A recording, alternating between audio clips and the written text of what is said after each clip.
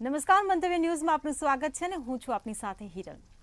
સારું જીવન પસાર કરવું છે, નોકરીથી ઘર ચાલતું નથી, પોતાનો એક બિઝનેસ ઊભો કરવો છે અને પોતે જ ખુદના માલિક બનવું છે, વીઆઈપી લાઈફ જીવવી છે, પણ બિઝનેસની મોનોપોલી નથી સમજાતી, જેના કારણે પાછી પાની કરવી પડે છે.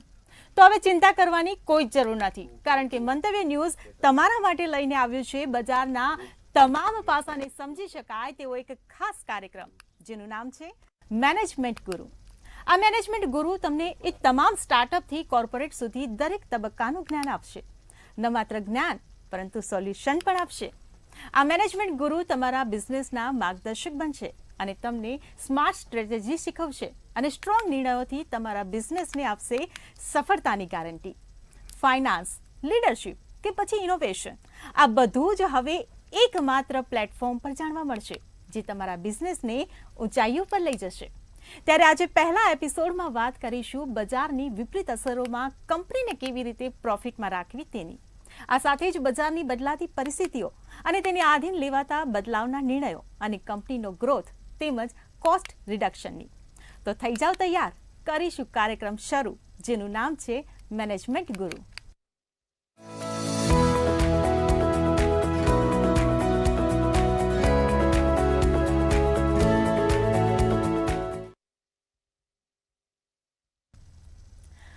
તો બજાર અને બિઝનેસની જે કંઈ બી ચડતી પડતીના જે કંઈ બી ઉતાર ચઢાવ આવે છે તેની ચર્ચા કરવા માટે આપણી સાથે સ્ટુડિયોમાં જોડાઈ ગયા છે મેનેજમેન્ટ ગુરુ ભાવેશભાઈ ઉપાધ્યાય.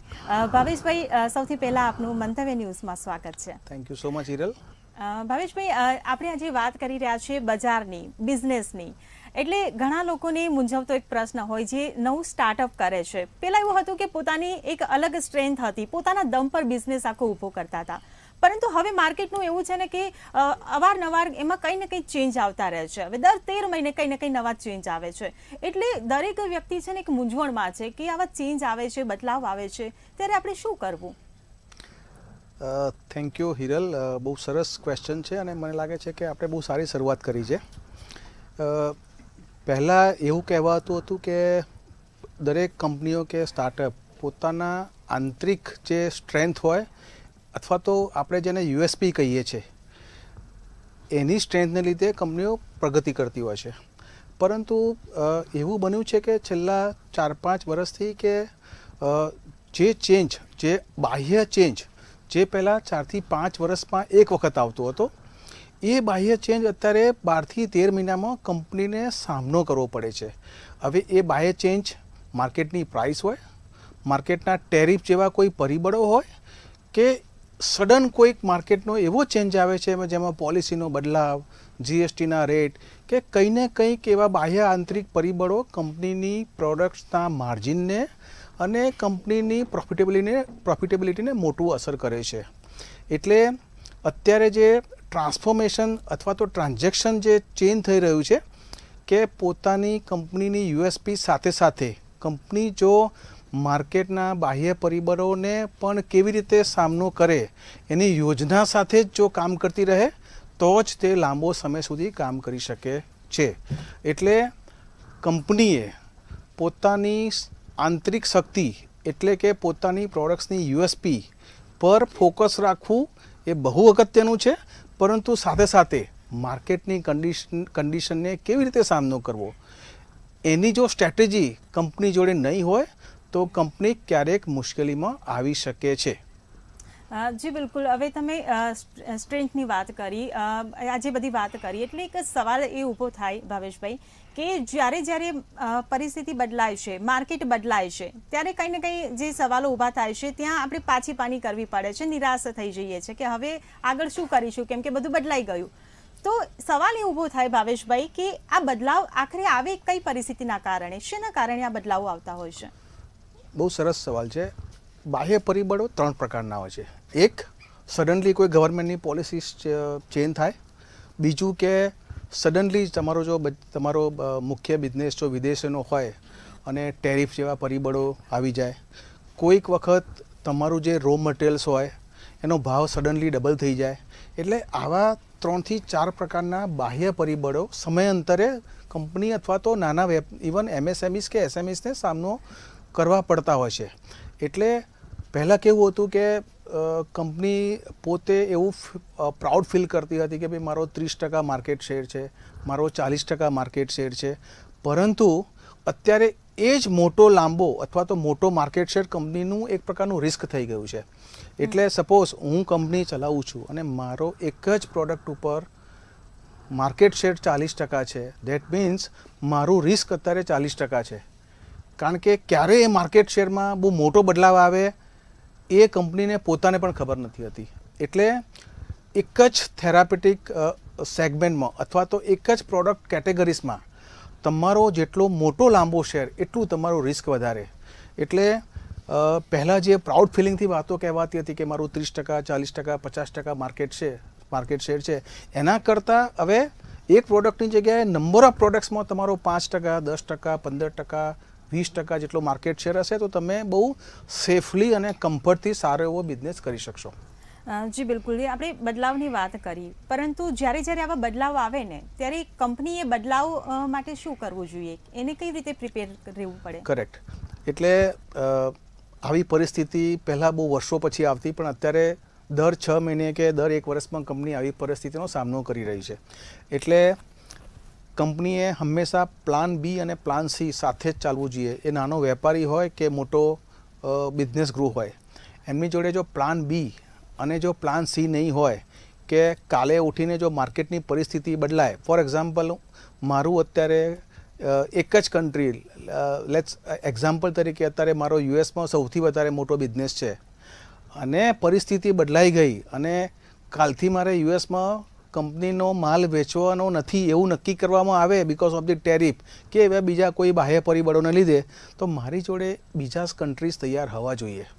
એટલે કોઈ પણ એક દેશ, કોઈ પણ એક પ્રોડક્ટ, કોઈ પણ એક કેટેગરીઝમાં બહુ વધારે પડતો મદાર રાખવાની જગ્યાએ પ્રોડક્ટ્સનું બી એવી રીતે પ્લાન કરવું, મેન્યુફેક્ચરિંગમાં પણ એવી રીતે તમારી યોજના આવવી જોઈએ કે ચલો એક કેટેગરીઝ નહીં તો બીજા કસ્ટમર એપ્લિકેશન્સમાં મારી પ્રોડક્ટ જશે, એક કન્ટ્રીમાં નહીં તો મારી બીજી કન્ટ્રીઝમાં જશે. અને જેમ પ્રાઇમ મિનિસ્ટર શ્રી મોદી સાહેબે કીધું એ પ્રમાણે જો તમે ખાલી એક્સપોર્ટ ઉપર જ વધારે પડતો મદાર રાખશો તો પણ ક્યારે પરિસ્થિતિ બદલાય અને ક્યારે તમારા ઉપર મોટો ઇમ્પેક્ટ આવે કહેવાની. એટલે જે કંપનીઓ એક્સપોર્ટ કરતી હોય એમને હું સલાહ આપું છું કે ડોમેસ્ટિક બી હવે થોડું ચાલુ કરવું જોઈએ.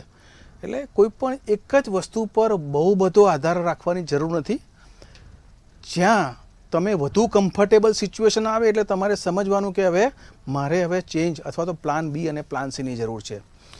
પહેલાં કેવું હતું કે જ્યારે તમે કમ્ફર્ટેબલ હોવ, જ્યારે તમને એવું લાગતું હોય કે મારે બધું બરાબર ચાલી રહ્યું છે, ત્યારે તમે નવા એક્સપાન્શનના પ્લાન કરો, નવી યોજનાઓ કરો, ડાયવર્સિફાઈડ કરો. પરંતુ પરિસ્થિતિ હવે ધીમે ધીમે બદલાઈ ગઈ છે. જે દિવસે તમે કમ્ફર્ટેબલ સિચ્યુએશનમાં હો ત્યારે જ તમારે નક્કી કરી લેવું પડે કે મારે હવે કોસ્ટ રિડક્શન પર ફોકસ કરવાનું છે, મારે ડાયવર્સિફાઈડ પર ફોકસ કરવાનું છે, મારે નવા પ્રોડક્ટ્સ એડ કરવા પડશે. કારણ કે ક્યારે શું થાય એ નક્કી નથી અને માર્કેટની બાહ્ય પરિસ્થિતિને લીધે તમારું પોતાનો કંપની ઉપરનો કંટ્રોલ અથવા તો પ્રોફિટેબિલિટી તમે ગુમાવી ન શકો, એ તમારે ખાસ ધ્યાન રાખવાની જરૂર છે. જી બિલકુલ, તમે કોસ્ટ રિડક્શનની વાત કરી એટલે એક સવાલ એ પણ ઊભો થાય કે જ્યારે માર્કેટ બદલાય કાં તો કંપની એના માટે બદલાય, જ્યારે તો આવી પરિસ્થિતિ જ્યારે ઊભી થાય અને કોસ્ટ રિડક્શન પર જ જ્યારે જવું પડે તો કંપનીને આમાં નુકસાન ના થાય? હવે કોસ્ટ રિડક્શન એવી વસ્તુ છે કે જે તમને હંમેશા ડીગ્રોથ આપે છે. એટલે કોસ્ટ રિડક્શનને હું વન ટાઈમ એક્ટિવિટીઝ તરીકે જોતો નથી. જ્યારે પણ તમે કંપનીના ગ્રોથની વાત કરતા હો અથવા તો કંપનીના એક્સપાન્શનની વાત કરતા હો, હવે ગ્રોથ પણ બે પ્રકારના હોય છે, ઓર્ગેનિક ગ્રોથ અને ઇનઓર્ગેનિક ગ્રોથ. ઓર્ગેનિક ગ્રોથ એટલે તમે જે વસ્તુ કામ કરતા હોય એ જ ક્ષેત્રમાં 10થી 15 કે 20% જેટલો ગ્રોથ કરવો. જ્યારે ઇનઓર્ગેનિક ગ્રોથમાં એવું છે કે તમે કંઈક સ્ટ્રેટેજિક કોલોબરેશન કરો, અલાયન્સ કરો અને એમાં તમે 15થી 20% ગ્રોથ કરો. એટલે કોસ્ટ રિડક્શનની વાત એવી છે કે જ્યારે તમે તમારી પરિસ્થિતિ બેડ હોય અથવા તો માર્કેટના બાહ્ય પરિબળને લીધે તમારા ઉપર ખર્ચા ઓછા કરવાનો જ્યારે પ્રેશર આવે વન ટાઈમ અને ત્યારે તમે કોસ્ટ રિડક્શન કરો એ યોગ્ય નથી. પરંતુ કોસ્ટ રિડક્શન એ કંપનીની કન્ટિન્યુઅસ પ્રોસેસ હોવાની તાતી જરૂર છે. એટલે જ્યારે પણ કંપનીમાં બધું બરાબર ચાલતું હોય ત્યારે પણ મારી કોસ્ટ કઈ જગ્યાએથી કેટલી ઓછી થાય એ જોવાની જવાબદારી કંપનીના પ્રમોટર્સ અને મેનેજમેન્ટની છે. જે દિવસે મેનેજમેન્ટ એવું નક્કી કરે કે મારી કોસ્ટ માર્કેટની કોસ્ટ કરતાં 2 થી 3% ઓછી હોવી જોઈએ અને એને માટેના મારા પ્રયત્નો ચાલુ જ રાખું, એ જ કંપનીઓ લાંબા ગાળે સુધી સસ્ટેન થઈ શકશે. જી બિલકુલ, તમે કંપનીના ગ્રોથની વાત કરી ભાવેશભાઈ, એટલે દરેક કંપની એવું જ ઈચ્છે કે મારી કંપની ઊંચાઈઓ આકાશે પામે, બરાબર. પણ હવે જ્યારે આવી પરિસ્થિતિઓ, જ્યારે આ પરિસ્થિતિનું નિર્માણ થાય, આ બધા બદલાવ આવે, એની અસર ક્યાંક ને ક્યાંક એક ગ્રોથ પર પડી જતી હોય છે. તો દરેક કંપનીએ એવું તો શું ધ્યાનમાં રાખવું, એવો લોંગ ટર્મનો પ્લાન શું, એનો ઉપાય શું? ચોક્કસ, બહુ સરસ ક્વેશ્ચન છે હિરલ. એટલે નોર્મલી 4 પ્રકારની જો સ્ટ્રેટેજી અથવા તો 4 પ્રકારના મંત્ર જો કંપની ફોલો કરે તો હું એવું માનું છે કે કંપનીને કોઈ પણ દિવસ નેગેટિવ અસર નહીં થાય. એક મંત્ર એવો છે કે જ્યારે બધું સારું ચાલતું હોય ત્યારે તમે ડાયવર્સિફાઈડ કરો. બીજો મંત્ર એવો છે જ્યારે તમારો ગ્રોથ સારો ચાલતો હોય ત્યારે કોસ્ટ રિડક્શન કરો. ત્રીજો મંત્ર એવો છે તમને પોતાને માર્કેટ કરતાં ઓછા ભાવે અને સારી ક્વોલિટીની વસ્તુ આપવાનો પ્રયત્ન કરો જ્યારે માર્કેટમાં બધું બરાબર ચાલતું હોય. અને ચોથો, તમારી જોડે હંમેશા પ્લાન બી હોવો જ જોઈએ, તો જ તમે લાંબા ગાળાનું આયોજન કરી શકશો. કારણ કે આંતરિક પરિબળો તમારી ઉપર તો અસર કરશે જ, પરંતુ બાહ્ય પરિબળો ક્યારે તમારી ઉપર મોટી અસર કરશે એ કહેવાય નહીં. એટલે જો તમે 4 મારા મંત્રોને ફોલો કરશો તો તમારી કંપની હંમેશા સસ્ટેનેબલ અને ગ્રોથ કરતી જ રહેશે. જી બિલકુલ, તમે 4 મંત્ર જણાવ્યા, ઉપાયો પણ જણાવ્યા, પણ માની લો છતાં પણ કંપની પાસે પ્રી પ્લાન પણ છે, પોસ્ટ પ્લાન પણ છે, પણ તેમ છતાં કંપની જો લોસમાં જાય છે, એને માર્કેટની અસર પડે જ છે, તો એવા સમયે પછી શું કરવું? જ્યારે પણ પરિસ્થિતિ તમારી કંટ્રોલ બહાર હોય અને તમને એવું લાગે કે ભાઈ મારા બિઝનેસમાં હું ગમે તેટલા પ્રયત્ન કરું પણ મને ખોટ જ જાય છે, ત્યારે તમારે એ ખોટને ઓળખવી પડે અને જે બિઝનેસમાં ખોટ આવતી હોય એને રિડ્યુસ કરવા પડે. કારણ કે પહેલાં કેવું હતું કે પ્રમોટર્સની માનસિકતા એવી હતી કે ભાઈ ખોટ ચાલે છે પણ મારે ચલાવવું, હું 1 વર્ષ ચલાવીશ, 2 વર્ષ ચલાવીશ, મારા માણસોને છૂટા ના કરું, બધાની રોજીરોટી જળવાઈ રહે, એ સારો કન્સેપ્ટ છે. પરંતુ અત્યારે પરિસ્થિતિ એવી છે, જો તમે 3 મહિનાથી કોઈ પણ બિઝનેસમાં 3 મહિનાથી વધારે ખોટ કરશો તો તમારી કંપની લાંબા ગાળે ખોટના ચક્કરમાં બહુ લાંબી ફસાઈ જશે. એટલે જે બિઝનેસમાં ખોટ હોય તેને ઓળખો, એમાંથી કાં તો તમે એને વેચવાનો પ્રયત્ન કરો સારા વેલ્યુએશનથી અથવા તો એમાંથી એક્ઝિટ થવાનું વિચારો. પરંતુ જે કંપનીમાં ખોટ નાનો અમથો છે ત્યારે ડરવાની જરૂર નથી, ગભરાવાની જરૂર નથી. તમે કોસ્ટ રિડક્શન કરો, થોડું તમારા પ્રોડક્ટ એપ્લિકેશન્સમાં ફેરફાર કરો, નવા કસ્ટમરો શોધો અને જે કંઈ ભરપાઈ ખોટની છે એ કેવી રીતે ભરપાઈ થાય એ અંગે વિચારો. એટલે નાની મોટી ખોટ હોય તો ગભરાવાની જરૂર નથી, પરંતુ જો ખોટ મોટી હોય તો તમારે એમાંથી એક્ઝિટ થવું જોઈએ જેથી લાંબા ગાળાનું નુકસાન ન થાય. જી બિલકુલ, તમે ખોટની વાત કરીને એટલે એક સવાલ મને એ ઊભો થાય ભાવેશભાઈ કે જે લોકો નવા છે, નવી કંપની લઈને આવી રહ્યા છે, નવી પ્રોડક્ટ લઈને આવી રહ્યા છે, એમની પાસે એવો અનુભવ નથી, એટલે એ ખોટને પણ નહીં ઓળખી શકે કે આ ખોટ આવી તો કેવી રીતે આવી અને હવે શું કરવું. અનુભવી છે તો એનો રસ્તો કરી લેશે, પણ જે લોકો નવા છે એ લોકો ખોટને કેવી રીતે ઓળખશે? એ કેમ કે એ તો આ સમયમાંથી પસાર થયા જ ને, એમના માટે તો આ નવું હોય. એટલે જ હું સારા બિઝનેસ ઓનર અને સ્ટાર્ટઅપ જે લોકો નવા બિઝનેસમાં સંકળાયેલા છે અથવા તો એમએસએમઈસ છે કે એસએમઈસ છે, એ લોકોને હું હંમેશા સલાહ આપું છું કે તમારી કંપનીના બોર્ડ ઉપર એક્સપર્ટ હોવા જોઈએ. અથવા તો તમે એક સ્ટાર્ટઅપ છો અથવા તો એસએમઈસ છો અથવા તો તમે નાનકડો બિઝનેસ કરો છો જે 2 કરોડથી માંડીને 100 કરોડ સુધીનો હોય, તો તમારે એવા સારા મેન્ટરની જરૂર હોવી જોઈએ જેમનામાં બજારને ઓળખવાની, બજારને પારખવાની અને ખરાબ સમયમાં કે સારા સમયમાં તમને યોગ્ય માર્ગદર્શન આપતા રહે એવા તમારે બોર્ડ એડવાઇઝરી અથવા તો એક્સપર્ટ તમારી જોડે રાખવા પડશે. હવે એવા દિવસો ગયા છે જેમાં તમે જ બધું કરો, એટલે જ્યાં તમારી એક્સપર્ટાઇઝ ના હોય ત્યાં બિઝનેસ કન્સલ્ટન્ટ કે જે લોકો એક્સપર્ટ છે એમને તમારી જોડે બોર્ડ ઉપર લાવો, એમની સલાહ લો, એમની સલાહને પાલન કરો અને આગળ વધો. બધું જાતે કરવાની જરૂર નથી, જ્યાં તમારી એક્સપર્ટાઇઝ નથી ત્યાં તમે એક્સપર્ટની સલાહ લો અને કોલોબરેટિવ વેમાં આગળ વધો. હું આગળ વધું પણ જોડે જોડે બીજા લોકો બી આગળ વધે એવી કોલોબરેટિવ ભાવના કેળવશો તો તમારો ગ્રોથ થશે. જી બિલકુલ, તમે કોલોબરેશનની વાત કરીને એટલે મને એક સવાલ એ પણ ઊભો થાય ભાવેશભાઈ કે કેવી રીતે અને ક્યાં અને કોની સાથે કોલોબરેશન કરવું, કઈ કંપનીએ, એના પર થોડો પ્રકાશ પાડી દો. શ્યોર. પહેલાં કેવું હતું કે હિરલ કે કોલોબરેશન્સ આવે એટલે આપણે એક્વિઝિશન, મર્જર કે બિઝનેસ કોલોબરેશનની વાત કરતા હતા, પરંતુ હવે સમય બદલાયો છે.